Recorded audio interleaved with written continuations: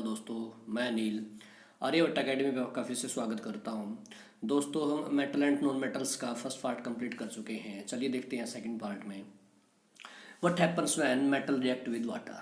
तो पहला टॉपिक क्या है आज, जब जो धातु है हमारी पानी के साथ रिएक्शन करती हैं तो क्या होता है।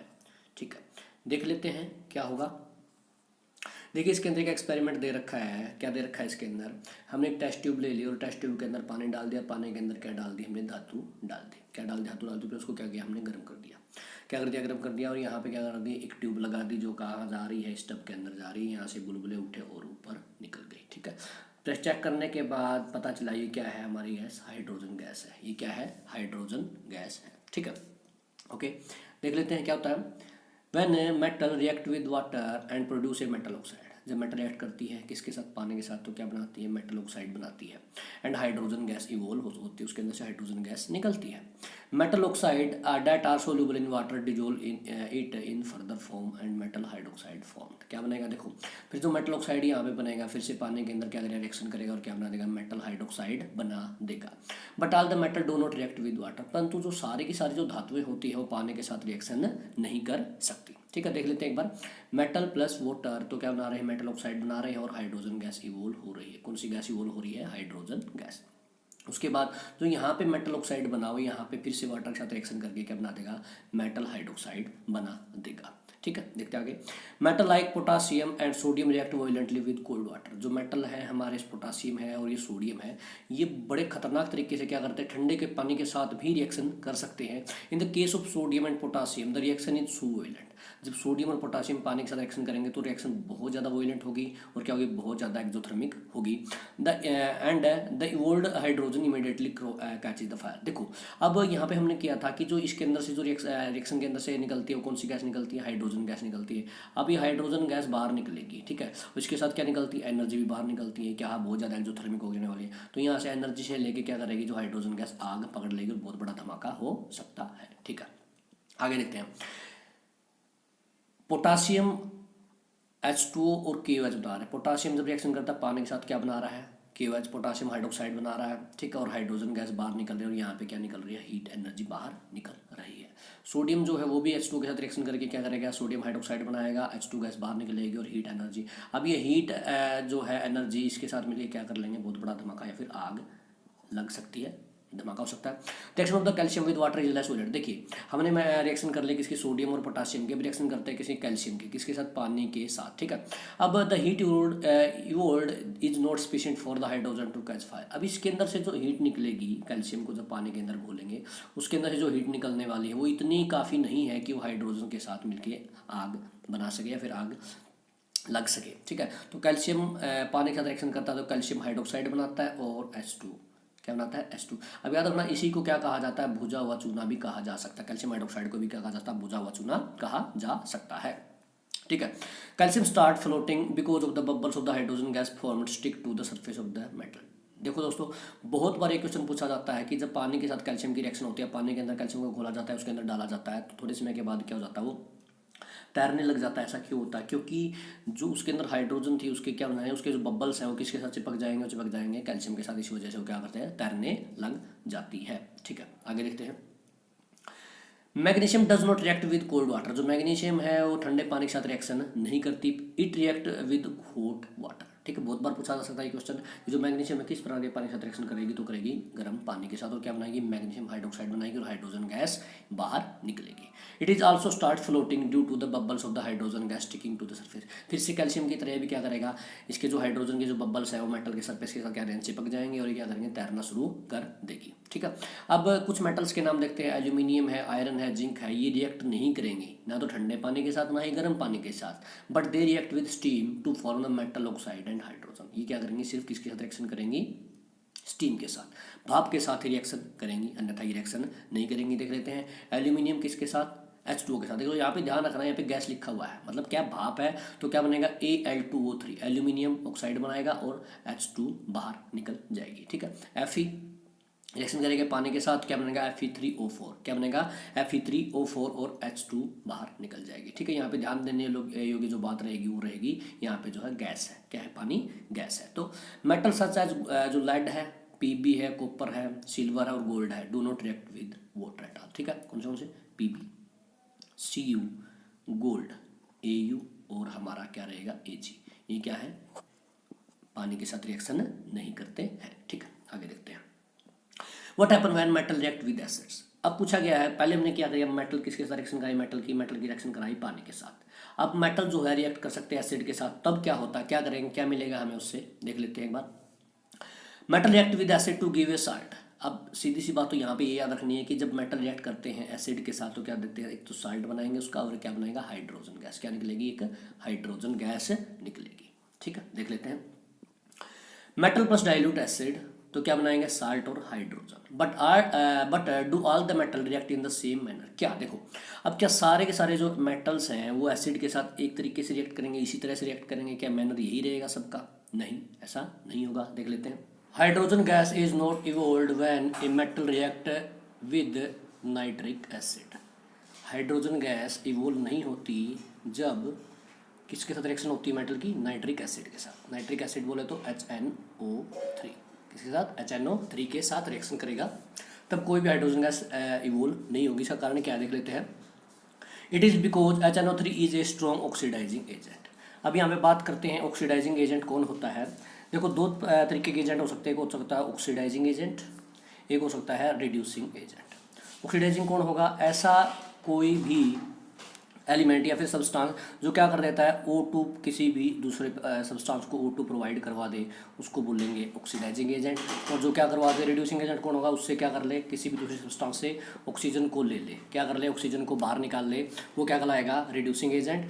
तो यहाँ पे क्या है, जो HNO3 है वो क्या है, ऑक्सीडाइजिंग एजेंट है। ठीक है, it oxidise the H2O produce to water. जो यहाँ से ऑक्सीजन बाहर निकलेगी उसको किस में बदल देगा, वाटर में, उसका क्या करवा देगा, ऑक्सीडेशन कर देगा। H2O क्या कर देगा, ऑक्सीडेशन कर देगा। And itself get reduce to any of the nitrogen oxide. और क्या खुद क्या हो जाएगा, रिड्यूस हो जाएगा किसमें, किसी भी नाइट्रोजन ऑक्साइड में, जैसे N2 है, NO है और NO2 के अंदर। But magnesium and manganese MgO Mn react with very dilute HNO3 to evolve H2S gas. ठीक है, तो क्या होगा, H2O गैस क्या है, सॉरी H2 के अंदर बदल जाएगा कौन सा मैग्नीशियम और मैग्नीज। ठीक है, ये इंपॉर्टेंट है, याद रखने लायक बात है। आगे देखते हैं। The rate of formation of the bubbles was the fastest in the case of the magnesium. The reaction was also the most exothermic in this case. अब यहाँ पे जो रेट रहेगी किसकी, बबल्स बनने की, वो बहुत ज़्यादा तेज रहेगी किसके अंदर, मैग्नीशियम के केस में। ठीक है, इसका मतलब क्या है, यहाँ पे जो रिएक्शन रहेगी वो बहुत ज़्यादा एक्सोथर्मिक रिएक्शन होगी। हम बता चुके हैं एक्सोथर्मिक रिएक्शन कौन सी होती हैं, जो भी रिएक्शन होगी उसके अंदर से अगर जो हीट है वो इवोल्व हो रही है, क्या हो रही है, हीट इवोल्व हो रही है, हीट बाहर निकल रही है, तो उसको बोलोगे एक्सोथर्मिक रिएक्शन। और अगर हीट उसको देनी पड़ रही है रिएक्शन के लिए, उसको बोलोगे endothermic reaction. The reactivity decrease in the order Mg, उससे कम क्या रहेगा, एल्यूमिनियम रहेगा, फिर जिंक रहेगा, फिर आयरन रहेगा। In the case of copper no bubbles were seen and the temperature also remain unchanged. अब देखेंगे जब भी रिएक्शन करवाएं किसके साथ, कॉपर के साथ, तो वहाँ पे कोई भी बबल दिखाई नहीं देगा, और जो टेम्परेचर रहेगा वो भी अनचेंज रहेगा, टेम्परेचर में कोई चेंज नहीं आएगा। इसकी वजह से क्या हो जाएगा, this shows that the copper does not react with dilute HCl। अब इससे क्या पता चलता है, इससे पता चलता है कि जो कॉपर रहेगा वो डाइल्यूट HCl के साथ रिएक्शन नहीं करेगा। ठीक है, आगे देखते हैं। आगे आ गया एक कंसेप्ट है एक्वारेजिया का। किसका कंसेप्ट है, एक्वारेजिया का। लैटिन भाषा में इसको कहा जाता है रॉयल वाटर। क्या कहा जाएगा, रॉयल वाटर। ठीक है, is freshly prepared mixture of the concentrated hydrochloric acid और कंसनट्रेटेड नाइट्रिक एसिड। अभी किस किस का मिक्सचर होता है, HCl का और प्लस में HNO3 का। किसका, HNO3 का मिक्सचर रहेगा। अब इनकी परसेंटेज पूछी जाए या फिर इनका वो पूछा जाए, रेशो पूछी जाए, तो HCl की जो रेशो रहेगी इसके अंदर 3 रहेगी, इसकी क्या रहेगी 1। तो 3:1 रेशो में जब इनको मिलाएंगे तो क्या बना लेगा, एक्वारेजिया बना लेगा। क्या बना लेगा, एक्वारेजिया। अब एक्वारेजिया की कुछ प्रॉपर्टीज होती है, देख लेते हैं। It can dissolve gold. ये क्या कर सकता है, कोई भी ऐसी चीज़ नहीं है, मतलब कुछ है, कोई भी ऐसी चीज़ नहीं है जो गोल्ड को डिजोल कर सके कुछ चीज़ों के अलावा। इवन थ्रो इन दो नाइदर ऑफ द बेस, या फिर नाइदर एसिड या फिर अलोन या फिर बेस हो, या ना तो एसिड ना ही बेस, अकेला कोई भी गोल्ड को डिजोल्व नहीं कर सकता। बट एक्वारेजिया हाईली कोरोसिव है। अगर फ्यूमिंग लिक्विड होता है, बहुत ज़्यादा क्या होता है, कोरोसिव होता है, किसी भी चीज़ को खराब कर सकता है। तो it is one of the few reagent that is able to dissolve gold and platinum. कुछ ऐसे रिएजेंट होते हैं जो क्या कर सकते हैं, गोल्ड और प्लेटिनम को क्या कर सकते हैं, डिजोल्व कर सकते हैं। उनमें से एक क्या है, एक्वारेजिया। एक क्या है, एक्वारेजिया। देखते हैं नेक्स्ट टॉपिक।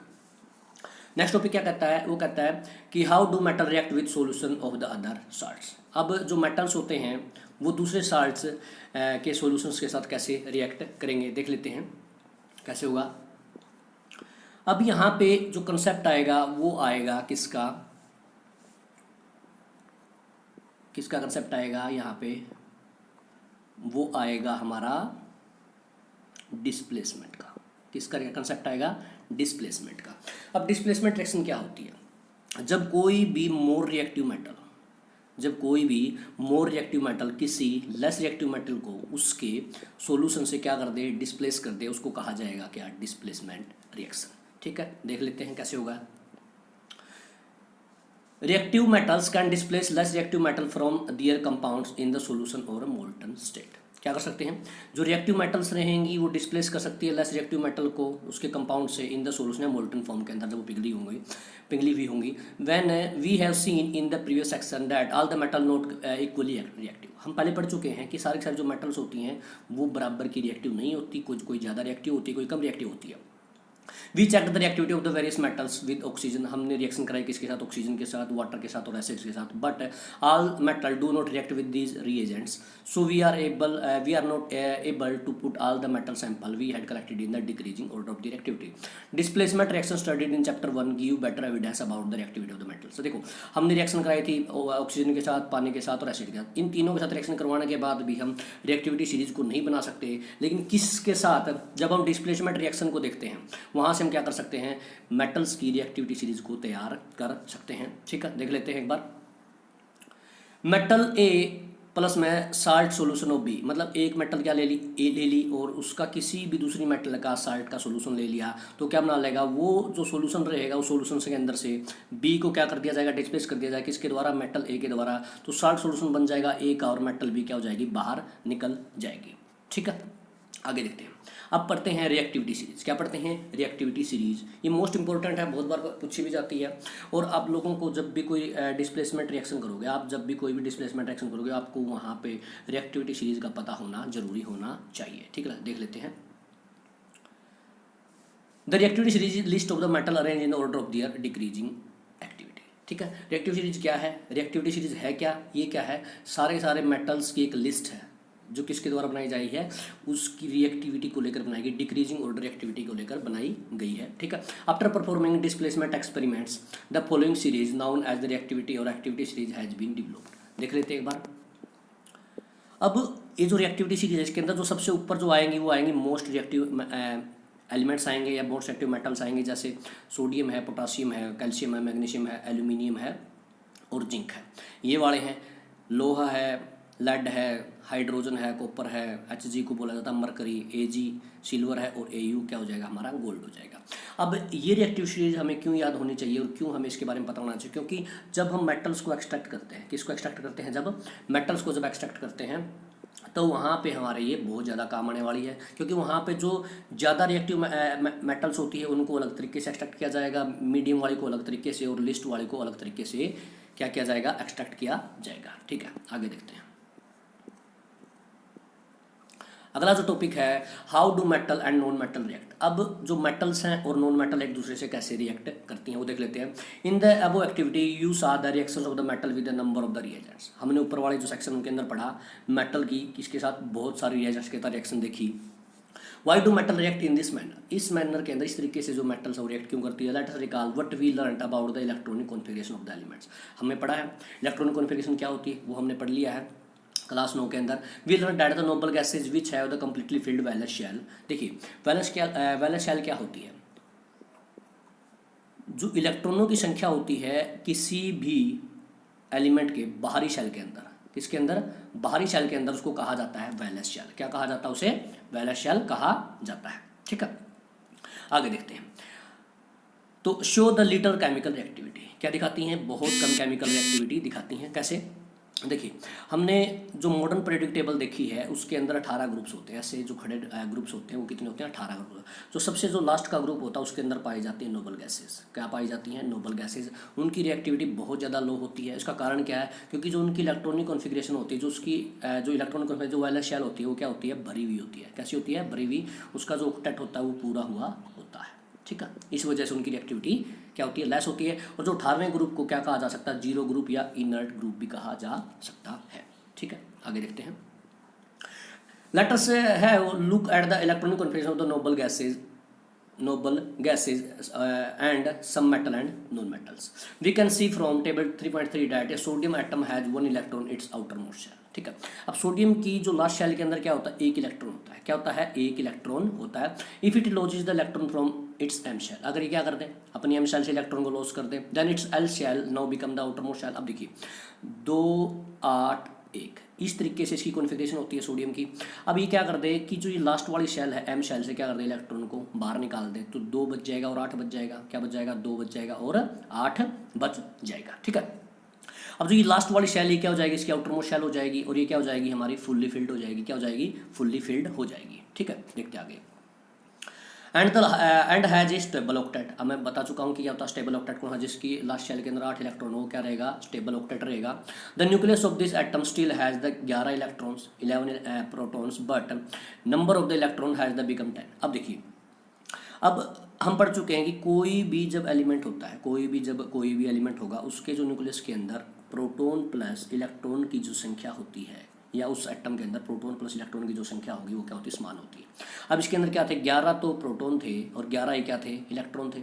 अब एक इलेक्ट्रॉन हमने क्या कर दिया, डोनेट कर दिया, तो बच गए कितने, 10। तो इसके अंदर क्या हो जाता है, 10 तो इलेक्ट्रॉन होंगे और 11 क्या रहेंगे, प्रोटॉन रहेंगे। So there is a net positive charge giving us the sodium cation. अब जिसकी वजह से क्या हो जाएगा, यहाँ पे पॉजिटिव चार्ज बनेगा, जो क्या देगा हमें, Na पॉजिटिव। क्या देगा हमें, Na positive. On the other hand chlorine has the 7 electron in outermost shell. Chlorine के अंदर कितने इलेक्ट्रॉन होते हैं, 7 इलेक्ट्रॉन रहेंगे आउटर मोस्ट शेल के अंदर। कितने रहेंगे, 7 इलेक्ट्रॉन रहेंगे आउटर मोस्ट शेल के अंदर। ठीक है, एक बार देख लेते हैं। And it require 1 more electron to complete its octet. तो इसकी लास्ट शेल के अंदर कितने रहेंगे, 7। कितने रहेंगे, 7। अब हम पढ़ चुके हैं कि ऑक्टेट के लिए कितने इलेक्ट्रॉन होने चाहिए, 8 इलेक्ट्रॉन होने चाहिए। तो इसको क्या चाहिए, 1 इलेक्ट्रॉन चाहिए अपने ऑक्टेट पूरा करने के लिए। If sodium and chlorine were react, अगर सोडियम और क्लोरीन को पास लाया जाए, उनको रिएक्शन करवाई जाए, तो electron lost by the sodium, जो इलेक्ट्रॉन सोडियम लॉस करेगा could be taken up by the chlorine. तो क्योंकि कौन ले लेगा उस इलेक्ट्रॉन को, क्लोरीन ले लेगा। After gaining electron the chlorine atom gets a unit negative charge. अब इलेक्ट्रॉन लेने के बाद उसके पास क्या हो जाएगा, एक नेगेटिव चार्ज हो जाएगा, because its nuclear has 17 protons and there are 18 electron. देखिए, अब मैं पहले भी ये टॉपिक बता चुका हूँ कि किसी भी एटम के अंदर प्रोटॉन प्लस जो इलेक्ट्रॉनों की जो संख्या होती है वो क्या रहेगी, सेम होती है। क्या होती है, सेम रहती है। अब इसके अंदर क्या होता है, क्लोरीन के अंदर 17 है तो प्रोटॉन होंगे, 17 ही क्या रहेंगे, इलेक्ट्रॉन रहेंगे। ठीक है, जब एक इलेक्ट्रॉन जो क्लोरीन है वो ले लेगा, किससे, सोडियम से ले लेगा, तो उसके पास 18 तो इलेक्ट्रॉन हो जाएंगे और 17 क्या रह जाएंगे, प्रोटॉन रह जाएंगे। 17 क्या रह जाएंगे, प्रोटॉन रह जाएंगे। तो वहाँ पे जो नेट चार्ज रहेगा वो रहेगा नेगेटिव, -1। क्या रहेगा, नेट चार्ज नेगेटिव रहेगा, -1 रहेगा। ठीक है, आगे देखते हैं। तो this gives us chloride ion Cl negative. इसकी वजह से हमें क्या मिलेगा, Cl negative. So both these element can give and take relation between them as follows. तो उनके बीच में क्या रहेगा, गिव और टेक का क्या रहेगा, एक रिलेशन रहेगा। ठीक है, एक बार कुछ एलिमेंट्स की क्या देख लेते हैं, इलेक्ट्रॉनिक कॉन्फ़िगरेशन देख लेते हैं। सबसे पहले नोबल गैसेज की देख लेंगे। सबसे पहले हीलियम देखो। हीलियम के अंदर वैसे भी नॉर्मल भी हीलियम का एटॉमिक नंबर 2 ही होगा और उसके नंबर ऑफ इलेक्ट्रॉन रहेंगे शेल के अंदर, KLM के अंदर क्या रहेंगे, 2 ही रहेंगे। फिर भी इसको कहा जाता है क्या, ये एक इनर्ट गैस है। क्या, ये एक इनर्ट गैस है। ठीक है, इसका जो होता है डुप्लेट पूरा होता है। कैसा होता है, इसका डुप्लेट पूरा होगा। नियोन का क्या रहेगा, एटॉमिक नंबर 10 रहेगा, 2 और 8 क्या रहेंगे, इसकी इलेक्ट्रॉनिक कॉन्फ़िगरेशन रहेगी। आर्गन का क्या रहेगा, 18 रहेंगे एटॉमिक नंबर, 2 8 8 क्या रहेगी, इलेक्ट्रॉनिक कॉन्फ़िगरेशन 2 8 8। इंपॉर्टेंट है, याद रखने लायक है। उसके बाद मेटल्स देख रहे हैं। सोडियम का 2 8 1, मैग्नीशियम का 2 8 2, एल्यूमिनियम का 2 8 3, पोटासियम का 2 8 8 1, कैल्शियम का 2 8 8 8 2। ठीक है, आगे देख लेते हैं नॉन मेटल्स का। नाइट्रोजन का रहेगा 2 5, ऑक्सीजन का रहेगा 2 6, फ्लोरीन का रहेगा 2 7, और फॉस्फोरस का रहेगा 2 8 5, और सल्फर का रहेगा 2 8 6, क्लोरीन का रहेगा 2 8 7। ठीक है, अब यहाँ पे आप लोगों को मैं थोड़ा वैलेंसी के बारे में बता देता हूँ। आउटर मोस्ट शेल के अंदर जो इलेक्ट्रॉन्स होते हैं उसको कहा जाता है वैलेंसी। नॉर्मल सी बात है। और ये भी आप लोग कह सकते हो जो कंबाइनिंग पावर होती है किसी भी एलिमेंट की या किसी भी एटम की, वो क्या कहलाती है, उसकी वैलेंसी कहलाती है। ठीक है, अब इसके अंदर देख लेते हैं एक बार। अब इनके अंदर तो जो फाइनल शेल के अंदर वो क्या है, भरी हुई है, वो इसलिए इसको क्या बोला जाता है, इनर्ट गैसेज बोला। ये ज़्यादा रिएक्ट नहीं करती किसी के साथ भी। लेकिन मेटल्स और नॉन मेटल्स का अंतर देख लेते हैं। इसके अंदर 1 है, 2 है, 3 है, एक है और दो है।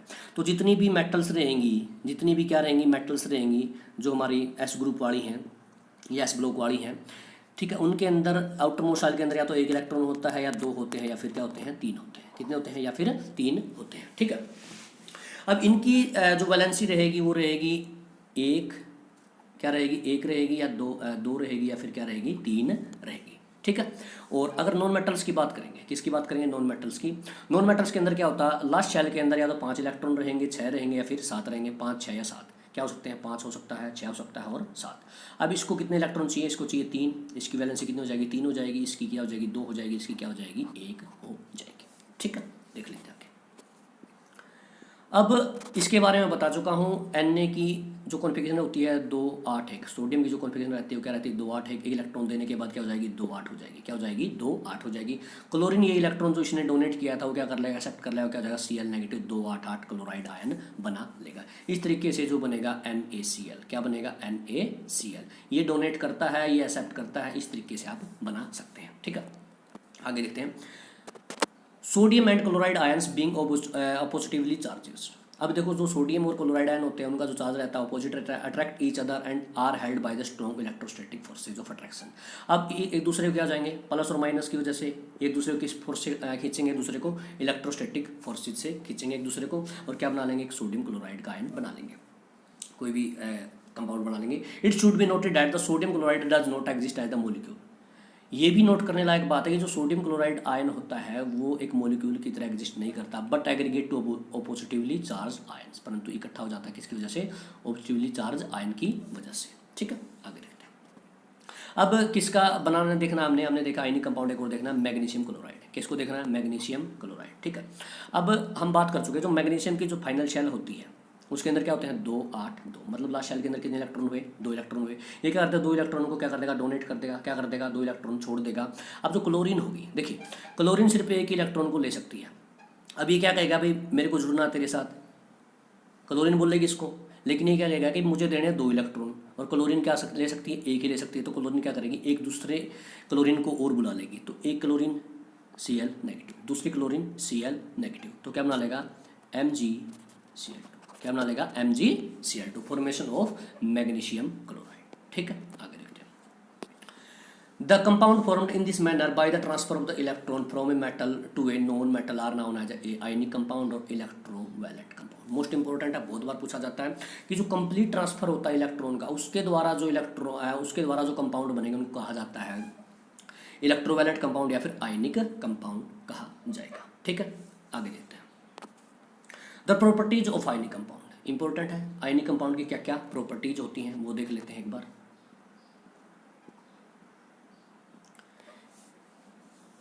You may have observe that the following general properties of the ionic compounds, क्या क्या है। सबसे पहले फिजिकल नेचर, क्या रहेगा, physical nature. Ionic compounds are solids रहेंगे, क्या रहेंगे, सॉलिड होते हैं। Are somewhat hard because of the strong force of attraction between the positive and negative charge. अब वो क्या रहेंगे, बहुत ज़्यादा मजबूत रहेंगे क्योंकि उनके बीच में क्या रहेगा, स्ट्रॉन्ग अट्रैक्शन रहेगी किस किसकी भी, पॉजिटिव और नेगेटिव आयंस की। These compounds are generally brittle, brittle क्या होते हैं, भंगुर होते हैं। मतलब क्या करोगे, अगर इनको तोड़ा जाए एकदम से, इनके ऊपर कोई चोट की जाए तो क्या हो सकता है, ये टूट जाएंगे, क्या हो जाएंगे, टूट जाएंगे इनटू पीसेस मैंने प्रेशर इज अप्लाइड, इनके ऊपर कोई भी चोट लगाई जाए, दबाव डाला जाए। दूसरी बात क्या करते हैं, मेल्टिंग और बॉइलिंग पॉइंट इनका क्या रहेगा, हाई रहेगा, क्योंकि इनके क्या होते हैं, ये क्या रहेंगे, हार्ड होते हैं, किसकी वजह से, स्ट्रॉन्ग पॉजिटिव नेगेटिव आयंस के अट्रैक्शन की वजह से। इसकी वजह से इनका जो मेल्टिंग और बॉइलिंग पॉइंट रहेगा वो भी क्या रहेगा, बहुत ज़्यादा हाई रहने वाला है। Ionic compound have high melting and boiling points, ठीक है, बता चुका हूँ। This is because a considerable amount of energy is required to break the strong inter ionic attraction, क्योंकि बहुत ज़्यादा एनर्जी चाहिए किसको, स्ट्रॉन्ग इंटर आयनिक अट्रैक्शन को तोड़ने के लिए। उसके बाद देखते हैं सोल्युबिलिटी, क्या देखते हैं, सोल्युबिलिटी। सोल्युबिलिटी क्या होती है, किसी भी सब्सटेंस की जो घुलने की क्षमता होती है, किसी भी सब्सटेंस की जो घुलने की क्षमता होती है किसके अंदर, सॉल्वेंट के अंदर, उसको बोला जाता है सोल्युबिलिटी। क्या बोला जाता है उसे, solubility. Electrovalent compound are generally soluble in water, जो इलेक्ट्रोवैलेंट कंपाउंड होते हैं, आयनिक कंपाउंड होते हैं, वो जनरली किसके अंदर सोल्यूबल होगा, पानी के अंदर। एंड इनसोल्यूबल होते हैं सॉल्वेंट सच एज केरोसिन या फिर पेट्रोल के अंदर, उनको घोला नहीं जा सकता है। उसके बाद देखिए कंडक्शन ऑफ इलेक्ट्रिसिटी, क्या होता है, conduction of electricity. The conduction of the electricity through a solution involve the movement of the charge particles. देखिए जब भी मैं पहले बता चुका हूँ, इलेक्ट्रिसिटी का जो कंडक्शन होगा दो ही वजह से हो सकता है, या तो उसके ऊपर क्या क्या हो, प्लस और नेगेटिव, माइनस या पॉजिटिव और नेगेटिव हो, या मतलब आयन सोर्स के अंदर पॉजिटिव नेगेटिव आयन्स मौजूद हों, या फिर क्या रहे, फ्री इलेक्ट्रॉन्स मौजूद रहें, क्या रहें, फ्री इलेक्ट्रॉन्स मौजूद रहे, तभी जाके क्या सकता है, इलेक्ट्रिसिटी का चालन हो सकता है, कंडक्शन हो सकता है। A solution of ionic compound in the water contain ions. अब किसी भी जो हमारा आयनिक सॉलिड्स रहेंगे उनको अगर पानी के अंदर घोला जाए तो किस में टूट जाएंगे भाई, वो आयनिक कंपाउंड्स में टूट जाते हैं, ठीक है। उसके अंदर क्या रहेंगे, आयंस रहेंगे, which move to opposite directions, वो क्या करेंगे, दूसरे के अपोजिट इलेक्ट्रोड्स की ओर क्या करेंगे, मूव करेंगे, क्या करेंगे, इलेक्ट्रोड्स की ओर मूव करेंगे। When electricity is pass through the solution, जब उसके अंदर से बिजली पास की जाएगी तो क्या करेंगे, जैसे हमने क्या किया, हमने ले लिया एक टब ले लिया, उसके अंदर क्या ले लिया, पानी डाल दिया, पानी के अंदर क्या डाल दिया, हमने नमक डाल दिया, क्या डाल दिया, नमक। अब इसके अंदर दो इलेक्ट्रोड क्या कर दिया, खड़े कर दिया, उसमें इलेक्ट्रोड को किसी जोड़ दिया, बैटरी से जोड़ दिया।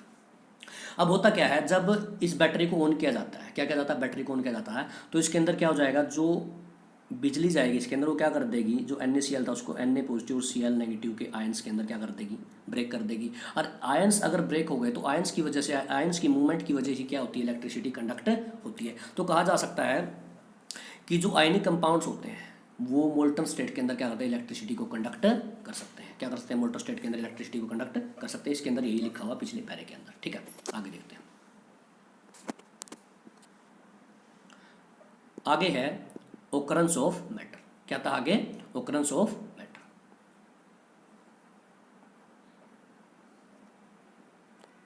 Occurrence of metals, the earth crust is the major source of metal. जो अर्थ की क्रस्ट होती है वो क्या होती है, मेजर सोर्स होती है किसका, मेटल्स का।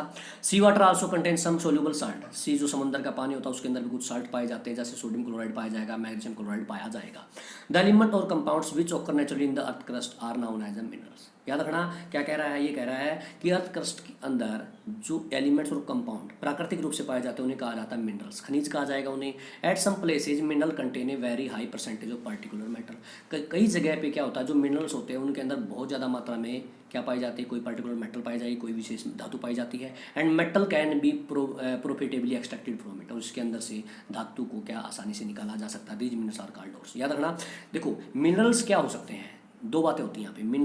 मिनरल्स क्या रहेंगे, मिनरल्स रहेंगे जिसके अंदर कोई भी धातु पाई जाती है वो क्या कहलाएंगे, मिनरल्स कहे जाएंगे। क्या कहे जाएंगे, वो मिनरल्स कहा जाएगा उन्हें, ठीक है। लेकिन ओर्स क्या होते हैं, ओर्स होते तो मिनरल्स ही हैं, लेकिन ऐसे मिनरल्स रहेंगे ओर्स जिनके अंदर से धातु को निकालना क्या हो, आसान हो, जिनके अंदर से धातु को निकालना क्या हो, इकोनॉमिकली आसान हो या फिर सस्ता पड़ता, उसको कहा जाएगा हमारा ओर्स। क्या कहा जाएगा उसे, ओर्स, ठीक है। आगे देखते हैं एक्सट्रैक्शन ऑफ मेटल। क्या पढ़ते हैं, extraction of metal. You have learned about the reactivity series of metals. हम जो है मेटल्स की रिएक्टिविटी सीरीज को क्या कर चुके हैं, पढ़ चुके हैं। Having this knowledge you can easily understand how a metal is extracted from its ore. तो आप आसानी से इसे क्या कर सकते हो, पढ़ सकते हो या सीख सकते हो कि कैसे किसी और से धातु को निकाला जा सकता है। Some metal are found in the earth crust in the free state. कुछ मेटल्स ऐसी होती हैं जो अर्थ क्रस्ट के अंदर कैसी पाई जाएंगी, फ्री स्टेट में पाई जाएंगी। देखिए फ्री स्टेट में कौन सी मेटल पाई जा सकती है, ऐसी मेटल पाई जा सकती है जो किसी दूसरे सब्सटेंस के साथ क्या ना करे, रिएक्ट ना करे, वो पाई जा सकती है फ्री स्टेट के अंदर। जैसे कौन सी धातु हो सकती है ऐसी, Ag हो सकता है, Au हो सकता है, Ag होता है सिल्वर, Au होता है सोना, और कुछ मात्रा में प्लेटिनम भी हो सकता है। Some are found in the form of their compounds. कुछ ऐसी धातुएं होती हैं, कुछ तो फ्री पाई जाएंगी, कुछ उनकी कंपाउंड्स की फॉर्म में पाई जाएंगी। The metal at the bottom of the reactivity series. देखिए जो अंत के अंदर, जो नीचे हमने रिएक्टिविटी सीरीज पढ़ी थी, जो नीचे जो धातुएं आती हैं वो क्या होती है, लिस्ट रिएक्टिव होती हैं। They are often found in the free state. वो नॉर्मली किस में पाई जाएंगी, फ्री स्टेट में पाई जाएंगी। एग्जाम्पल देख लेते हैं, गोल्ड, सिल्वर और platinum. And copper are found in the free state. Copper का नाम भी लिख दिया इसने। Copper and silver are also found in the combined state. जो कॉपर और सिल्वर है वो कंबाइंड स्टेट में पाई जा सकती हैं, ठीक है, और फ्री स्टेट में पाई जा सकती हैं। और कंबाइंड स्टेट में किस में पाई जाएंगी, या तो उनके सल्फाइड्स होंगे या फिर क्या रहेंगे, ऑक्साइड्स रहेंगे, ठीक है। अगर उसके अंदर सल्फर मौजूद है तो क्या कराएंगे, उनके सल्फाइड कहलाएंगे। क्या कहलाएंगे, सल्फाइड। अगर उनके अंदर ऑक्सीजन मौजूद है वो क्या कहलाएंगे, उसके और उसके ऑक्साइड्स कहलाएंगे। The metal at the top of the reactivity series या reactivity series, potassium, sodium, calcium, magnesium, aluminium. इनका याद रखना, कौन से, potassium, sodium, calcium, magnesium, aluminium are so reactive that they are never found in the nature as the free state. या question ये भी पूछा जा सकता है आप लोगों से कि जो रिएक्टिविटी सीरीज के ऊपर जो सबसे ऊपर टॉप में पाई जाती हैं वो मेटल्स कभी फ्री स्टेट में क्यों नहीं पाई जा सकती, क्योंकि बहुत ज़्यादा रिएक्टिव होती हैं और दूसरे एलिमेंट्स के साथ क्या कर सकती है, वो रिएक्ट कर लेंगे और क्या बना लेंगे, कंपाउंड्स बना लेंगे, ठीक है। आगे देखते हैं, the metal in the middle of the activity series या रिएक्टिविटी सीरीज, जिंक है, आयरन है और लेड है। ये क्या रहेंगे, मॉडरेटली रिएक्टिव होती है। ये क्या होते हैं, मॉडरेटली मतलब नॉर्मल टाइप के रिएक्टिव रहेंगे। They are found in the earth crust mainly as oxide. ये किसकी फॉर्म में मिलेंगे आपको, ऑक्साइड की फॉर्म में, सल्फाइड की फॉर्म में, या फिर कार्बोनेट्स की फॉर्म में आपके पास पाए जाएंगे। You will find that the ores of the many metals are oxides. याद रखना, आपको पता होगा कि बहुत सारे जो मेटल्स की जो ओर्स रहेंगे किसकी फॉर्म में मिलेंगे आपको, ऑक्साइड की फॉर्म में मिलेंगे। This is because oxygen is very reactive element as very abundant on the earth. इसका कारण भी पूछा जा सकता है कि बहुत ज़्यादा मात्रा में ऑक्साइड ही क्यों पाए जाते हैं किसी भी, कहीं पर भी, किसी भी अर्थ क्रस्ट के अंदर आपको ज़्यादा मात्रा में ऑक्साइड ही क्यों मिलेंगे, क्यों, क्योंकि ऑक्सीजन जो होती है अच्छी रिएक्टिव रहेगी और बहुत ज़्यादा मात्रा में पाई भी जाती है। ठीक है, देख लेते हैं एक बार, यहाँ पे देखते हैं एक बार। अब यहाँ पे दे रखी रिएक्टिविटी सीरीज हम पहले ही पढ़ चुके हैं, potassium, sodium, calcium, magnesium, aluminium. ये क्या होती हैं, बहुत ज़्यादा रिएक्टिव होती हैं। क्या होती हैं, बहुत ज़्यादा रिएक्टिव। इसलिए क्या कर सकती हैं, ये किसी भी दूसरे कंपाउंड के साथ रिएक्शन कर सकेंगे, इसलिए कभी भी फ्री स्टेट में नहीं पाई जाएंगी। क्या नहीं पाई जाएंगी, कभी भी फ्री स्टेट में नहीं पाई जाएंगी। ठीक है, ये स्टेट में ये क्या हो सकती हैं, ये किसमें, या तो सल्फाइड की ओर में मिलेंगी या ऑक्साइड की ओर में मिलेंगी। ठीक है, इसमें मिल सकती हैं। तो इनको अलग करने का जो तरीका रहेगा, एक्सट्रैक्ट करने का जो तरीका रहेगा वो रहेगा इलेक्ट्रोलाइसिस। पढ़ेंगे इलेक्ट्रोलाइसिस क्या होता है आगे। ठीक है, उसके बाद जो बीच वाली है ये क्या होती है, मॉडरेटली क्या रहेंगी, रिएक्टिव होती हैं। तो ये क्या करेंगी, रिडक्शन यूजिंग कार्बन। तो क्या करेंगे, रिडक्शन करवा के इनका इस्तेमाल, या रिडक्शन करवा के क्या करते हैं, इनको एक्सट्रैक्ट कर सकते हैं और से। और ये Ag और Au, यहाँ पे प्लेटिनम भी जोड़ सकते हो, found in the native state. Copper भी हो सकती है, लेकिन ये जो कॉपर है और जो Ag है ये दोनों स्टेट्स में मिल सकती है, आपको कंबाइंड भी मिल सकती हैं और फ्री भी मिल सकती हैं। 10 on the basis of reactivity we can group the metal into the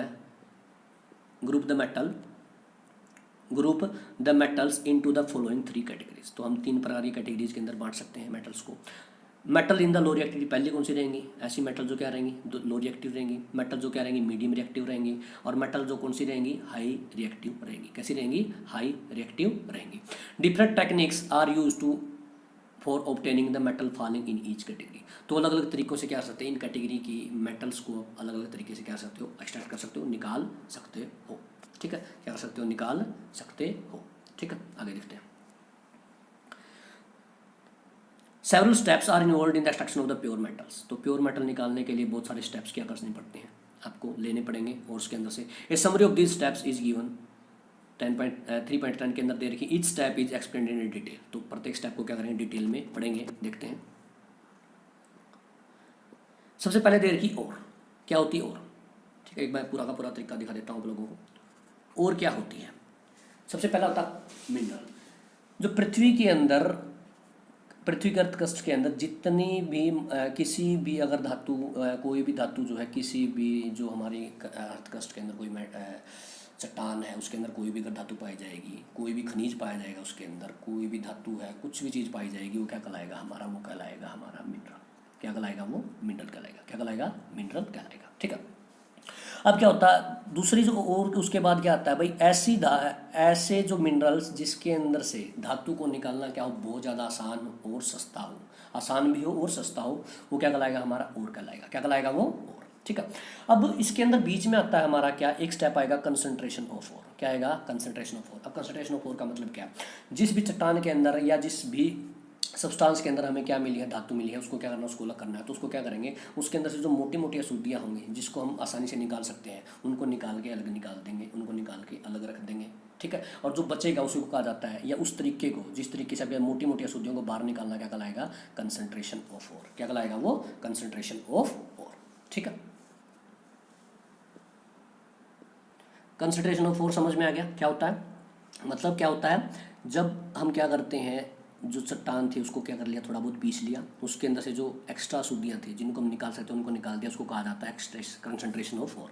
क्या बोलते हैं उसे, कंसंट्रेशन ऑफ ओर। अब धातु निकालने के 3 तरीके हो सकते हैं, या 3 तरह से निकाल सकते हो। मेटल ऑफ हाई रिएक्टिविटी, जो ज़्यादा हाई रिएक्टिव मेटल रहेंगी उनको अलग तरीके से निकाला जा सकता है, जो मीडियम की रहेंगी उनको अलग तरीके से निकाला जा सकता है, और जो बहुत ज़्यादा कम रिएक्टिव हो उनको अलग तरीके से निकाला जा सकता है। ठीक है, देख लेते हैं।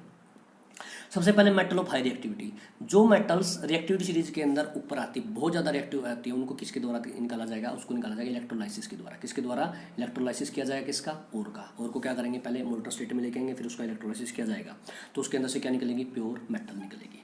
दूसरा रहेगा जो रिएक्टिविटी सीरीज के अंदर किस में आती है, बीच में आती है। कहाँ आती हैं, बीच में आती हैं। अब बीच के अंदर दो टाइप की ओर्स के अंदर आपको मिलेंगी, वो जो बीच वाली है ना, बीच वाली जो मॉडरेट टाइप की होती हैं, वो दो टाइप की मिलेंगी, या तो कार्बोनेट ओर के फॉर्म में मिलेंगी आपको, या फिर किस में मिलेंगी, सल्फाइड ओर की फॉर्म में मिलेंगी। ठीक है। अब जो कार्बोनेट ओर है उसका तरीका क्या है निकालने का, वो निकालने का तरीका है कैल्सिनेशन करेंगे, उसका क्या करेंगे, कैल्सिनेशन करेंगे। ठीक है। और जो सल्फाइड ओर है उसको निकालने का तरीका क्या है, उसका क्या करेंगे, रोस्टिंग। क्या करेंगे, उसका रोस्टिंग। ठीक है। अब यही बता देता हूँ कैल्सिनेशन क्या होता है। कार्बोनेट ओर को क्या करना, हीट करना। क्या करना, हीट करना विदाउट ऑक्सीजन। किसके, विदाउट ऑक्सीजन। और इसका ये क्या होता है हमारा, रोस्टिंग। क्या करना, हीट करना भाई, सल्फाइड ओर को हीट करना इन द प्रेजेंस ऑफ ऑक्सीजन, ये क्या कहलाएगा, रोस्टिंग।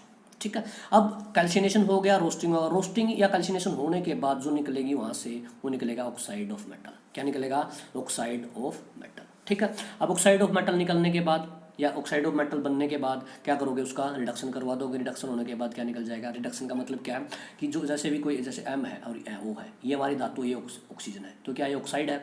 आप किसका क्या करोगे, रिडक्शन करोगे। रिडक्शन करोगे, रिडक्शन का मतलब क्या है, ऑक्सीजन का बाहर निकल जाना क्या कहलाता है, रिडक्शन कहलाएगा। ऑक्सीजन बाहर निकल गई तो क्या बच गया, एम। एम क्या है, धातु बच जाएगी। तो यहाँ पे क्या जाएगी, फिर क्या करोगे, मेटल को प्यूरीफाई कर लोगे। जो मेटल निकली है उसका क्या करोगे, प्यूरिफिकेशन कर लोगे। ठीक है। अगला, अब ऐसी धातु जो क्या है, लो रिएक्टिविटी सीरीज में पाई जाती है, सबसे नीचे पाई जाएंगी, या रिएक्टिविटी सीरीज के अंदर सबसे डाउन में पाई जाती है, सबसे नीचे पाई जाती हैं, बॉटम में पाई जाती हैं। वो किसकी फॉर्म में मिलेंगे आपको, सल्फाइड ओर की फॉर्म में मिलेंगे। किस में मिलेंगे, सल्फाइड ओर की फॉर्म में। सल्फाइड ओर का तो आपको पता है क्या कराना होता है, रोस्टिंग करानी होती है। क्या करानी होती है, रोस्टिंग करानी होगी। रोस्टिंग के बाद वही मेटल, फिर क्या करोगे, उसे रिफाइन कर लोगे। क्या कर लोगे, रिफाइन कर लोगे। ठीक है। आगे देखते हैं। आगे आता है एनरिचमेंट ऑफ ओर्स। क्या आता है, enrichment of ores. Ores mined from the earth are usually contaminated with the large amount of impurities such as. अब जो ओर्स जो है अर्थ की क्रस्ट के अंदर या धरती के अंदर से निकाली जाती है, वो बहुत ज़्यादा क्या होती है, कंटेमिनेटेड होती है। कंटेमिनेटेड मतलब प्रदूषित होंगी या उनके अंदर इम्प्योरिटीज मिलेंगी। ठीक है। क्या क्या मिल सकता है, मिट्टी मिल सकती है। क्या मिल सकता है, मिट्टी मिल सकती है, सैंड मिल सकता है, रेत मिल सकता है, जिसको कहा जाएगा गैंग्स। अब पूछा जाएगा गैंग क्या होता है, जो ओर्स के अंदर, जो ओर्स के अंदर या बहुत ज़्यादा मात्रा में जो इम्प्योरिटीज़ पाई जाती हैं, ठीक है, सोयल है, सैंड है, उसको कहा जाता है गैंग। क्या कहा जाएगा, इम्प्योरिटीज़ को ही गैंग कहा जाता है। Impurities must be removed from the ore prior to the extraction of metal. तो क्या होगा, एक्सट्रैक्शन ऑफ मेटल करने से पहले उनके अंदर से क्या किया जाएगा, इम्प्योरिटीज़ को बाहर निकाल दिया जाएगा। The processes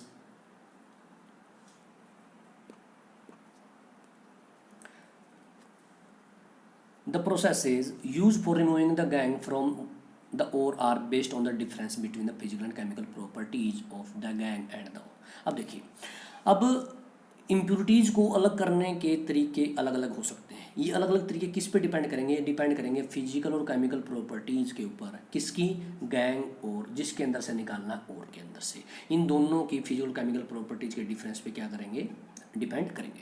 different separation techniques are accordingly employed. तो अलग अलग टेक्निक्स का इस्तेमाल किया जाएगा। तो extracting metals low in the activity series. अब ऐसी मेटल्स को एक्सट्रैक्ट करना जो क्या एक्टिविटी सीरीज के अंदर क्या पाई जाएंगी, बिल्कुल बॉटम में पाई जाएंगी। ठीक, देख लेते हैं क्या होगा इसके अंदर।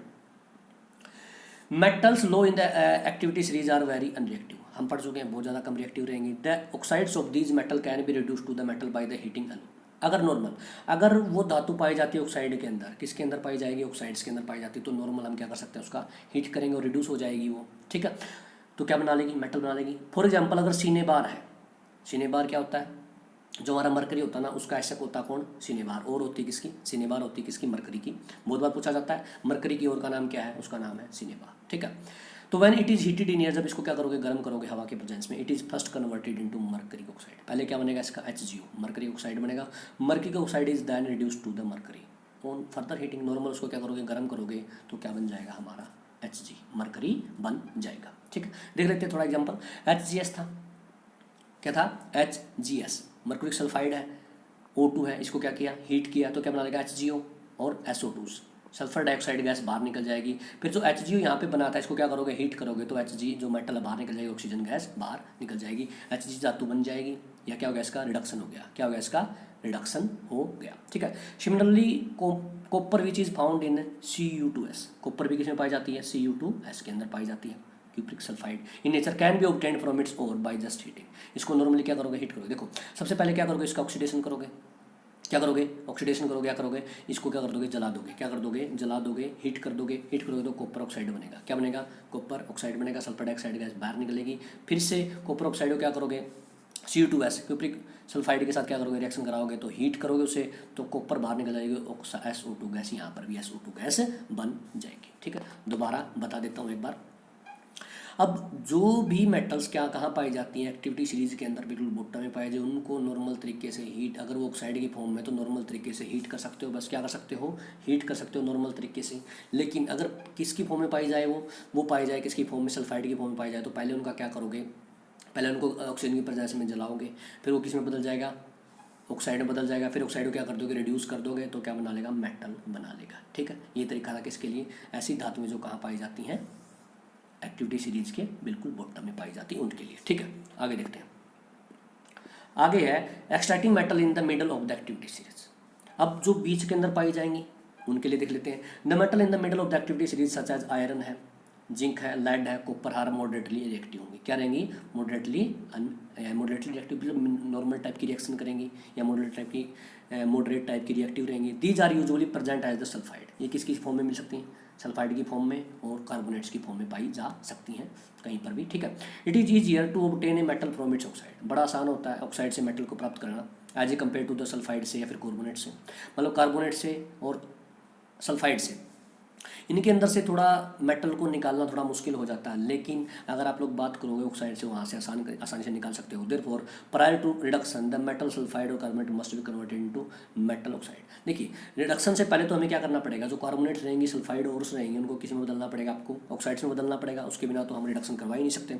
तो sulphide ore converted into oxide by the heating strongly in the presence of excess air. तो सल्फाइड और क्या करोगे, उसको क्या कर सकते हो, हीट कर सकते हो और किसी में बदल सकते हो, ऑक्साइड में बदल सकते हो। हीट करना किसकी प्रेजेंस में, ज़्यादा हवा की, मतलब ऑक्सीजन की प्रेजेंस के अंदर। In this process this is known as roasting. यह प्रोसेस जो क्या कहलाएगी, हमारी रोस्टिंग कहलाएगी। कार्बोनेट जो और रहेंगे चेंज हो जाएंगे ऑक्साइड के अंदर, किसके द्वारा, स्ट्रांगली हीट किया जाएगा लिमिटेड एयर के अंदर, ना के बराबर एयर रहेगी। ठीक है, this process is known as calcination. यह प्रोसेस क्या कहलाएगी, हमारी कैल्सिनेशन कहलाएगी। ठीक है, the chemical reaction that takes place during the roasting and calcination is zinc ore can be shown. देख लेते हैं एक बारी, किसकी एग्जांपल ले लिया, जिंक का। क्या ले लिया, जिंक का। सबसे पहले जिंक की क्या कराई जाती है, रोस्टिंग। क्या कराई जाती है, जिंक। जिंक हमारे पास क्या है, ZnS है, जिंक सल्फाइड है, O2 के प्रेजेंस में क्या करा दिया, हीट करा दिया, तो जिंक ऑक्साइड बना। क्या बना, जिंक ऑक्साइड बना और सल्फर डाइऑक्साइड गैस इवोल्व होगी, बाहर निकल गई। कैल्सिनेशन देख लेते हैं, जिंक का ही दे रखा है, जिंक कार्बोनेट है, हीट किया, क्या किया, हीट किया। देखो यहाँ पे ऑक्सीजन नहीं लिखा, क्या मतलब प्रेजेंस जो है ऑक्सीजन की कम है, नॉर्मल है बिल्कुल, तो जिंक ऑक्साइड बनेगा और CO2 गैस बाहर निकल जाए। बहुत बार ये भी पूछा जाता है कि जब कैल्सिनेशन करवाते हैं, किसी भी कार्बोनेट और का, तो उसके अंदर के उनके जो प्रोडक्ट बनेंगे वो क्या बनेंगे, तो एक बनेगा ऑक्साइड। किसी मेटल का करा रहे हो तो उसका मेटल ऑक्साइड बनेगा, किसी मेटल का करवा रहे हो और साथ में क्या निकलेगी, CO2 गैस। रोस्टिंग के अंदर कौन सी निकलती है, सल्फर डाइऑक्साइड गैस निकलती है। Metal oxide are open reduce to the corresponding metal by the using suitable reducing agent. तो मेटल ऑक्साइड को फिर क्या करोगे, रिड्यूस करवा देंगे कोई रिड्यूसिंग एजेंट का इस्तेमाल करके, जैसे कार्बन का। For example when zinc oxide is heated with carbon. देखिए अब यहाँ पे क्या बना था, जिंक ऑक्साइड बना था, अब इसको क्या करोगे, कार्बन के साथ क्या करोगे, हीट करोगे, तो ये क्या हो जाएगा, रिड्यूस हो जाएगा। कार्बन का क्या हो जाएगा, ऑक्सीडेशन हो जाएगा, तो क्या बना लेगा, CO बना लेगा। और जिंक का क्या हो जाएगा, रिडक्शन हो जाएगा, क्या बना लेगा, Zn बना लेगा। क्या बना लेगा, Zn बना लेगा। ठीक है, आगे देखते हैं। You are already familiar with the process of oxidation and reduction, बहुत बार पढ़ चुके हैं। ठीक है, obtaining metal from their compounds is also reduction process. अब वहाँ से उनके कंपाउंड से क्या निकालना, मेटल निकालना, क्या कहलाएगी, रिडक्शन प्रोसेस कहलाएगी। बिसाइड यूजिंग कार्बन या फिर coke to reduce metal oxide to metals sometime displacement reaction. अब यहाँ पे देखिए, ये तो था रिडक्शन प्रोसेस। अब यहाँ पे एक और चीज़ का इस्तेमाल कर सकते हो, कौन सी रिएक्शन का इस्तेमाल कर सकते हो, वो है डिस्प्लेसमेंट रिएक्शन। किसका इस्तेमाल कर सकते हो, डिस्प्लेसमेंट रिएक्शन का। Highly reactive metal such as जो सोडियम है, कैल्शियम है, एल्यूमिनियम है, are used as reducing agent because they can displace metal of the low reactivity from their compounds. आप किस किस का इस्तेमाल कर सकते हो, किस चीज़ का, सोडियम का इस्तेमाल कर सकते हो, कैल्शियम का कर सकते हो और एल्यूमिनियम का। ठीक है, अभी क्या कर सकती है, रिड्यूसिंग एजेंट की तरह काम कर सकती हैं, क्योंकि ये जो होती है ना, ये रिएक्टिविटी सीरीज में ऊपर पाई जाएंगी और लो रिएक्टिविटी की जो चीज़ें रहेंगी, जो हमारे कंपाउंड्स रहेंगे, उनको क्या कर देंगे, डिस्प्लेस कर देंगी मेटल को। लो रिएक्टिविटी मेटल को क्या कर देंगी, डिस्प्लेस कर देंगी। एग्जाम्पल देख लेते हैं। व्हेन मैग्नीज डाइऑक्साइड, क्या हमारा मैग्नीज डाइऑक्साइड गर्म किया जाएगा किसके साथ, एल्यूमिनियम पाउडर के साथ, तो क्या रिएक्शन होगी, MnO2 मैग्नीज डाइऑक्साइड हो जाएगा ये हमारा। एल्यूमिनियम के साथ क्या किया जाता है, गर्म किया जाता है, तो मैग्नीज क्या हो जाएगा, इसका MnO2 का मैग्नीज डाइऑक्साइड का क्या हो जाएगा, रिडक्शन हो जाएगा। क्या हो जाएगा, रिडक्शन हो जाएगा। और एल्यूमिनियम का क्या हो जाएगा, ऑक्सीडेशन हो जाएगा। क्या हो जाएगा, ऑक्सीडेशन हो जाएगा। अब क्या हुआ, इसने MnO2 का, एल्यूमिनियम ने MnO2 का क्या करवा दिया, रिडक्शन करवा दिया। क्या करवा दिया, रिडक्शन। अब रिडक्शन करवाने के बाद होगा क्या, ये क्या कहलाएगा हमारा, रिड्यूसिंग एजेंट। देख लिया, हमने देख लिया कि जो एल्यूमिनियम वो किसकी तरह काम कर सकता है, रिड्यूसिंग एजेंट की तरह काम कर सकता है। ठीक है, आगे देखते हैं। This displacement reaction are highly exothermic रहेंगी, जो रिएक्शंस रहेंगी बहुत ज़्यादा एक्सोथर्मिक रहेंगी। The amount of heat evolved is so large that metal are produced in the molten state. अब इतनी ज़्यादा हीट रहेगी, जो मेटल यहाँ से निकलेगी वो किसकी फॉर्म में आएगी, मोल्टन पिघली हुई स्टेट के अंदर आएगी। In the fact the reaction iron oxide Fe2O3 with aluminium is use to join rail tracks. ठीक है, वास्तव में जो रिएक्शन रहेगी आयरन की Fe2O3 की किसके साथ, एल्यूमिनियम के साथ, जब रिएक्शन करवाते हो तो उसके अंदर से इतनी ज़्यादा मात्रा में ऊर्जा निकलती है। वो कहाँ पे इस्तेमाल किया जाता है उसका, जो रेलवे ट्रैक्स, जो पटरियाँ टूट जाती है रेल की या क्रैक हो जाती है मशीन पार्ट, जो क्रैक हो जाते हैं मशीन पार्ट, उनको जोड़ने के लिए इसका इस्तेमाल किया जाता है। बहुत बार पूछा जाता है ये। ठीक है, this reaction is now that thermite reaction. Important है, मोस्ट इंपॉर्टेंट है कि थर्मिट रिएक्शन क्या होती है।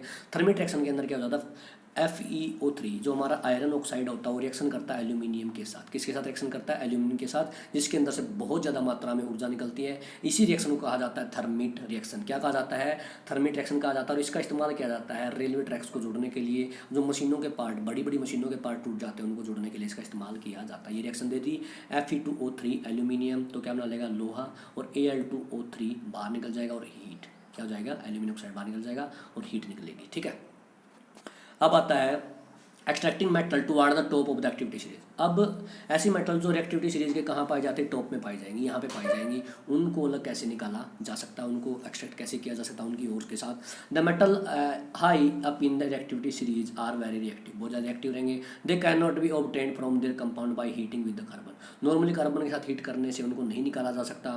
For example, carbon can not reduce the oxide of the sodium. Example देख लेते हैं, कार्बन जो है सोडियम के ऑक्साइड को रिड्यूस नहीं कर सकती, मैग्नीशियम के को नहीं कर सकती, कैल्शियम वाले को नहीं कर सकती, एल्यूमिनियम वाले को नहीं कर सकती, टू दी रिस्पेक्टिव मेटल्स में, उनके रिस्पेक्टिव मेटल में उनको रिडक्शन उनका नहीं करवा सकती। This is because this metal have more affinity for oxygen than carbon. अब इसका मतलब क्या है, अब इन एलिमेंट्स का नाम लिया, इन मेटल्स का नाम लिया, सोडियम का नाम लिया, मैग्नीशियम का नाम लिया और कैल्शियम का नाम लिया। किसका नाम लिया, कैल्शियम का नाम लिया।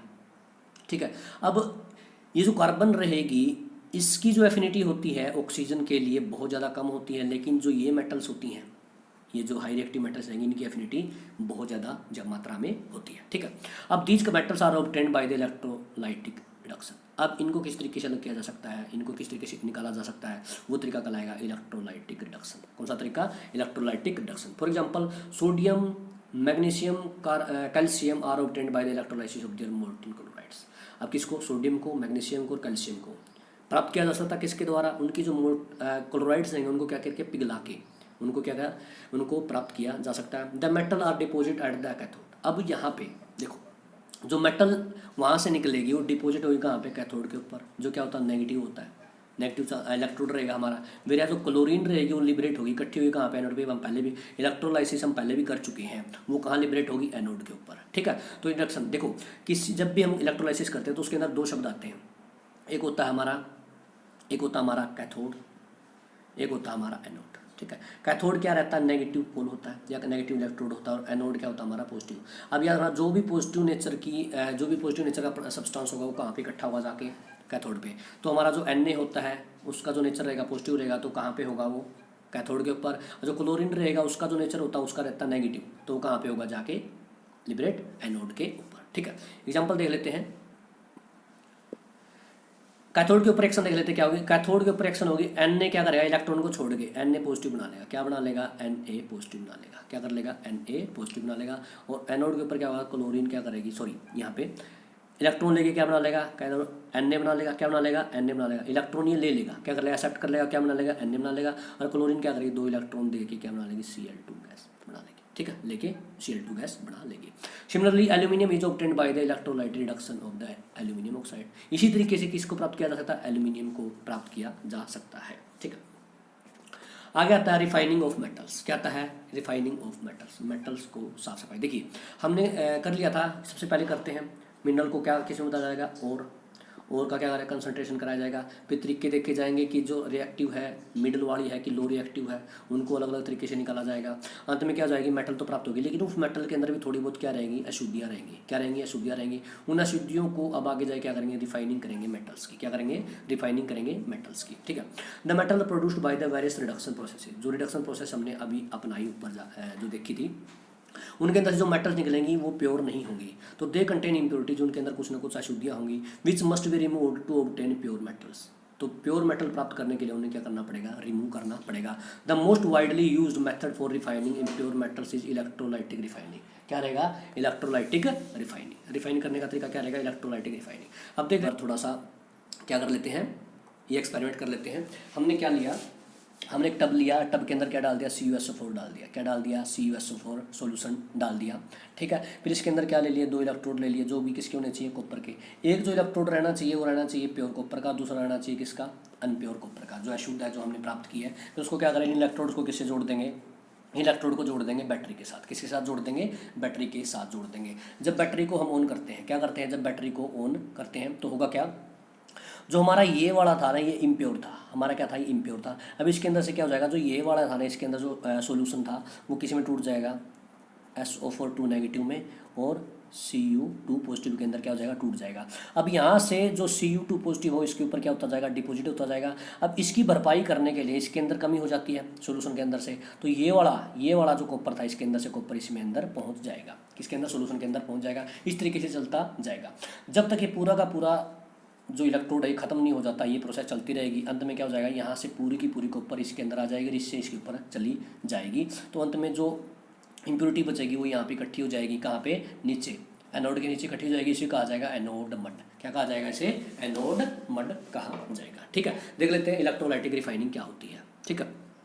Many metal such as copper है, जिंक है, tin, nickel, silver, gold are refined electrolytically. इनको अलग किया जा सकता है या साफ किया जा सकता है। इन this process the impure metal is made the anode.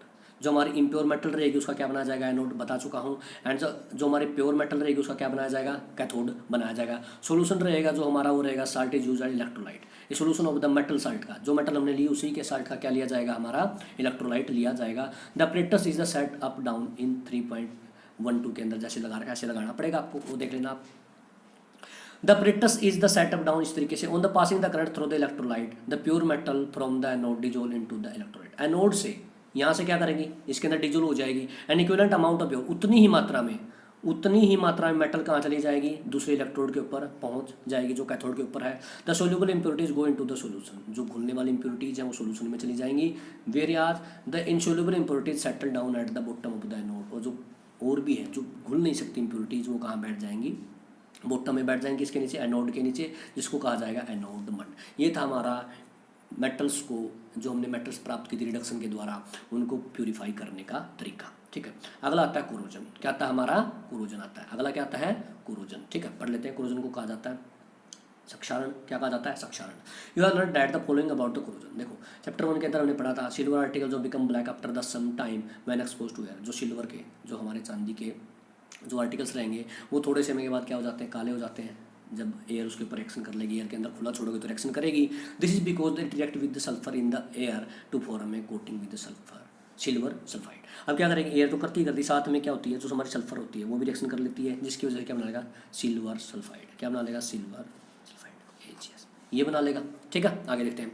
Copper react with the moist carbon dioxide, CO2 के साथ रिएक्शन करके एयर के अंदर slowly loses its shiny surface, जिसका ब्राउन सरफेस होगा उसको क्या कर देगा, खो देगा, एंड ग्रीन कोटिंग उसके ऊपर आ जाएगी। This green substance is basic copper carbonate. ये जो क्या कहलाएगा हमारा सब्सटेंस, कॉपर कार्बोनेट। तो नॉर्मल सी बात बहुत बार पूछा जाता है, सिल्वर आर्टिकल्स जो है एक्सपोज टू एयर जब किए जाते हैं, एयर के अंदर छोड़ दिए जाएंगे, तो उनका जो कलर आएगा ऊपर को कैसा हो जाएगा, ब्लैक हो जाएगा। और पूछा जाएगा वो है क्या, वो है सिल्वर सल्फाइड। क्या वो, सिल्वर सल्फाइड। और जो हमारा कॉपर होता है, जो तांबा होता है, वो कैसा हो जाता है, वो हमारा ग्रीन हो जाता है। क्या हो जाता है, ग्रीन हो जाता है। वो ग्रीन सब्सटेंस है क्या, वो है कॉपर कार्बोनेट। क्या वो, कॉपर कार्बोनेट। ठीक है, आगे देखिए,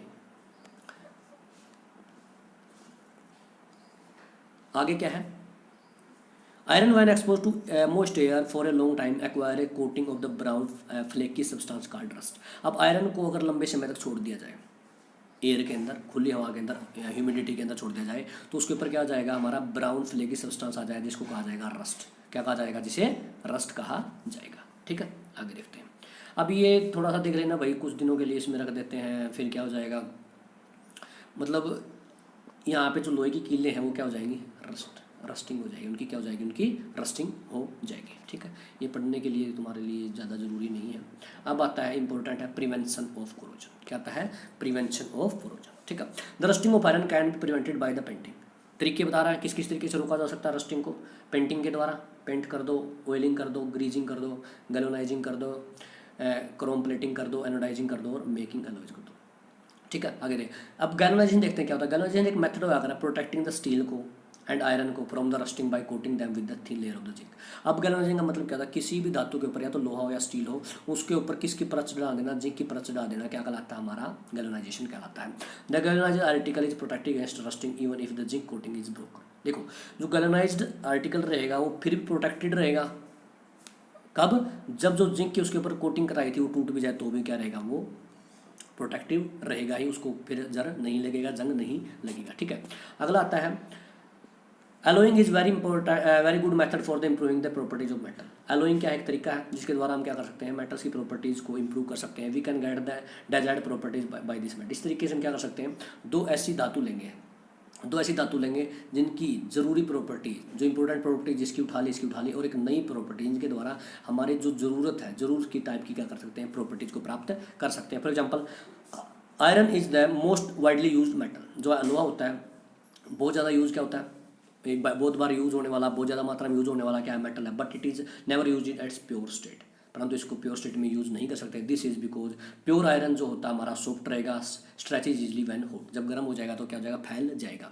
but if it is mixed with the small amount of the carbon, अगर इसको थोड़ी मात्रा में किसके साथ, कार्बन के साथ मिला दिया जाए, कितनी हो सकती है, 0.05%, and it becomes hard and strong, बहुत ज़्यादा मजबूत हो जाएगा, क्या हो जाएगा, स्ट्रॉन्ग हो जाएगा। ठीक है, when iron is mixed with निकल, जब आयरन को किसके साथ, निकल के साथ या क्रोमियम के साथ मिला दिया जाए। देखो, पहले क्या मिला, वो कार्बन, फिर क्या मिला, वो निकल, फिर क्या मिला, वो क्रोमियम मिला, तो हम इससे मिलके हमें क्या मिल जाएगा, स्टेनलेस स्टील। क्या मिल जाएगा, stainless steel, which is hard होता है और डज नॉट रस्ट, जो कभी भी जिसको जंग नहीं लगता। Thus if iron is mixed with some other substances, अगर आयरन को मिक्स किया जाए किसके साथ, अदर सब्सटेंसेज के साथ, इट इज प्रॉपर्टीज चेंज, तो इसकी प्रॉपर्टीज क्या हो जाएंगी, चेंज हो जाएंगी, बदल जाएंगी इसकी प्रॉपर्टीज। ठीक है, क्या हो जाएंगी, बदल जाएंगी इसकी properties. In fact the properties of any metal can be change if it is mixed with some other substances. इसका मतलब क्या है, जो प्रॉपर्टीज होंगी किसी भी मेटल की वो चेंज हो जाएगी जब किसी दूसरे सब्सटेंस के साथ उन्हें क्या किया जाता है, मिलाया जाता है। क्या किया जाता है, मिलाया जाता है।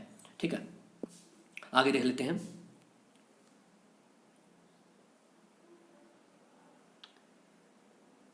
The substance added may be metal और नॉन मेटल। जो सब्सटेंस है जो मिलाने वाला है क्या, मेटल भी हो सकता है और नॉन मेटल भी हो सकता है। Alloy is a homogeneous mixture. अब पूछा जाता है एलॉय क्या होता है। एलॉय होता है होमोजेनियस मिक्सचर होगा दो या दो से अधिक मेटल्स का, मेटल भी हो सकती है और नॉन मेटल भी हो सकती है उनका। ठीक है, it is prepared by the first melting और primary metal.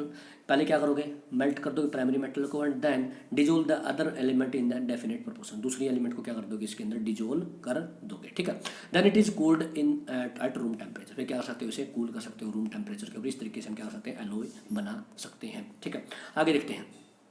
Pure gold known as the 24 carat. पूछा जाता है कि जो प्योर सोना होता है कितने कैरेट का होता है, वो होता है 24 कैरेट का। कितने कैरेट का होता है, 24 कैरेट का। इट इज़ वेरी सॉफ्ट, बहुत ज़्यादा मुलायम होगा। It is therefore not suitable for making jewellery. तो ये क्या है, ज्वेलरी बनाने के काम नहीं आ सकता। ठीक है, it is allowed with either silver या फिर copper two make it hard. तो हार्ड बनाने के लिए क्या, या तो इसको किसके साथ मिलाया जाता है, कॉपर के साथ, या फिर किसके साथ, सिल्वर के साथ मिलाया जाता है। क्या करने के लिए, हार्ड बनाने के लिए। Generally in India 22 carat gold is use for making ornament. तो 22 कैरेट के सोने का इस्तेमाल किया जाता है आभूषण बनाने के लिए। तो बहुत बार पूछा जाता है ये चीज़ कि जो 24 कैरेट के सोने के आभूषण क्यों नहीं बनाया जा सकता, क्योंकि वो क्या है, बहुत ज़्यादा मुलायम होता है। It means 22 part of pure gold is alloyed with 2 part of the either copper और सिल्वर। इसका मतलब क्या हुआ, 22 पार्ट तो क्या रहेंगे, प्योर सोने के रहेंगे, और 2 पार्ट किसके रहेंगे, कॉपर और सिल्वर के रहेंगे। ठीक है, आगे देखते हैं। If one of the metal is mercury. अगर एक मेटल मरकरी हो और दूसरा मेटल जो क्या हो, अमलगम हो। क्या हो हमारा, अमलगम हो। सॉरी, दोबारा बताता हूँ। If one metal is mercury then alloy is known as. अगर एक जो मेटल है हमारी क्या है, मरकरी, और दूसरी कोई भी चीज़ उसके साथ मिला दी जाए तो उसको कहा जाता है अमलगम। क्या कहा जाएगा, अमलगम कहा जाएगा। The electrical conductivity and melting point of the alloy is less than that of the pure metal. जो इलेक्ट्रिकल कंडक्टिविटी है और जो मेल्टिंग पॉइंट है एलॉय का वो क्या रहेगा, कम रहेगा किससे, प्योर मेटल से। क्या कह रहा है, जिन जिन मेटल से ये मिलके बना होता है हमारा एलॉय, उसका उसकी जो कंडक्टिविटी और जो मेल्टिंग पॉइंट रहता है वो उससे क्या रहता है, हमेशा कम रहता है। फॉर एग्जाम्पल द ब्रास है, ब्रास किसकी एलॉय होती है, कॉपर और जिंक की। इंपॉर्टेंट है, ब्रास किसकी एलॉय होती है, कॉपर और जिंक की। बहुत बार पूछा जाता है कॉपर एंड जिंक। और जो ब्रॉन्ज है वो किसकी एलॉय होगी, कॉपर और टीन की। किसकी रहेगी, कॉपर और टीन की। Are not good conductor of electricity, ये दोनों क्या होते हैं, गुड कंडक्टर नहीं होते इलेक्ट्रिसिटी के। वेरी आज copper is use for making electrical circuits, क्योंकि जो कॉपर है, देखो कॉपर क्या होता है, इस्तेमाल किया जाता है किसके लिए, इलेक्ट्रिकल सर्किट बनाने के लिए इस्तेमाल किया जाता है। ठीक है, सोल्डर। अब सोल्डर जो होता है किसकी एलॉय होती है, वो होती है लेड और टीन की, पीबी और एसएन की, जिसका मेल्टिंग पॉइंट क्या रहेगा, लो रहेगा। And use for welding electrical wires together. तो किसके लिए, वेल्डिंग इलेक्ट्रिकल वायर्स के लिए किया गया जाएगा, इसका इस्तेमाल किया जाएगा वेल्डिंग करने के इलेक्ट्रिकल वायर्स को। ठीक है, ओके, ठीक है दोस्तों, आज के लिए इतना ही काफ़ी है। जल्दी आ रहे हैं नेक्स्ट वीडियो के साथ, आपका नेक्स्ट चैप्टर के साथ। अगर आप लोगों को हमारी वीडियो पसंद आ रही है तो लाइक करें, सब्सक्राइब करें और शेयर करें।